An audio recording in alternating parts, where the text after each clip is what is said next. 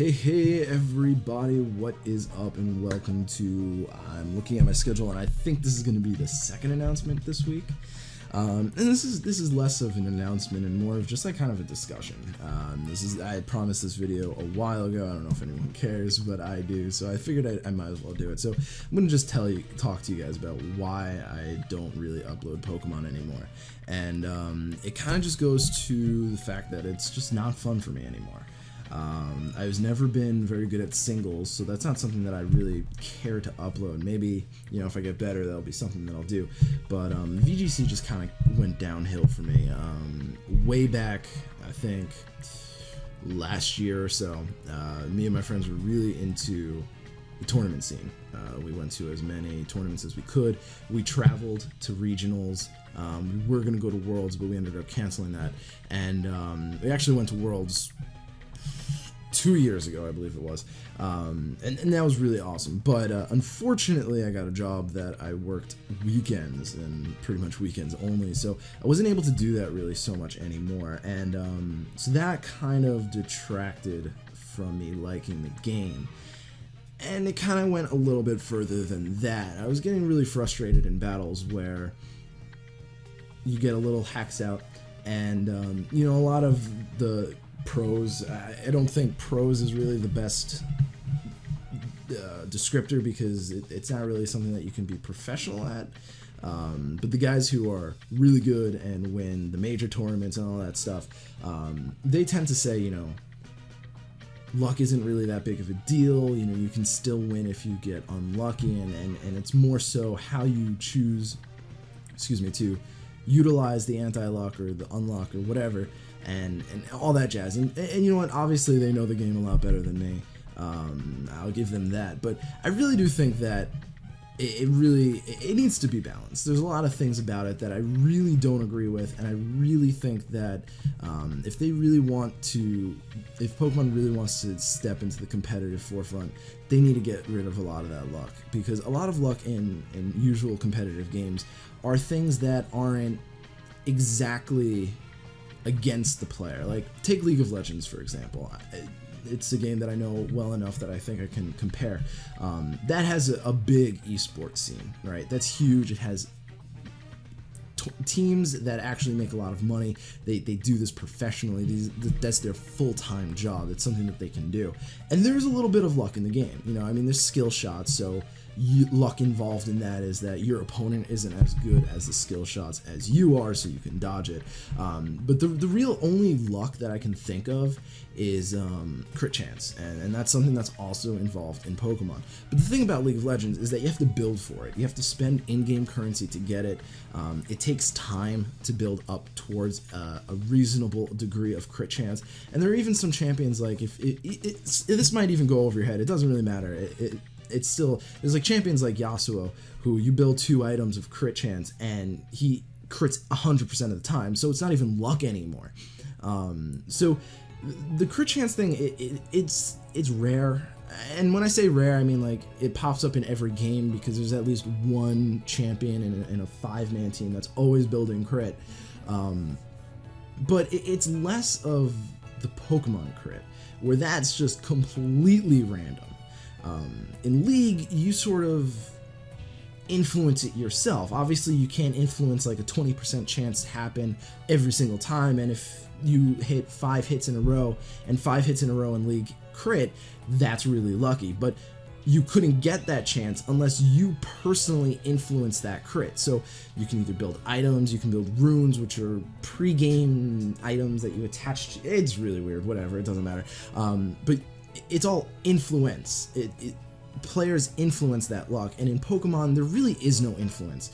There's chances, tacked on to every attack, which really isn't that much, so it's nothing that you influence. It's just a natural progression, which I don't really appreciate. And then there's things that increase the crit chance, but either way, like, none of it is usually built, none of it is really used. It's just too much non-direct player control that it just gets really, really frustrating. And then, like, to expand on that, I really do not like the current VGC format. I'm just gonna say it straight. I really do not like it, and even though I've been playing it, I still have no idea what half of these things do. The Ubers, and I put quotes around that because Ubers is a Smogon term, and they're definitely different than VGC. But it's a good descriptor, I think. I think that's a very good term to describe what those Pokemon do. And for me, it's so wibbly wobbly. It's like a seesaw. All right, this meta is like a seesaw. I think that's a good metaphor. You can have one person over here and one person over here, right? And these are the two teams. This team is doing really well, so I guess since they're doing well, the other team's dead weight, so they're heavier. Why not? So they're doing really well.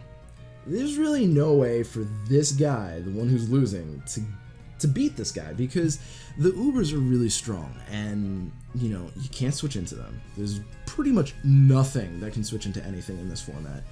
Switches are practically dead. You don't see people switch very often. So you basically just if you start off with a bad lead, you basically have to roll with it, and that's a really bad start, and that's not very good because the odds are just like so against you in that situation.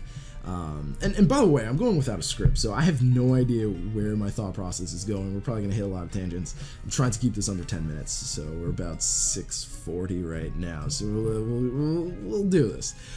So long story short, the game just tilts heavily in one person's favor, and then the thing is this person up here, if they're winning and they ever so slightly fall off, it rockets the other person to the lead.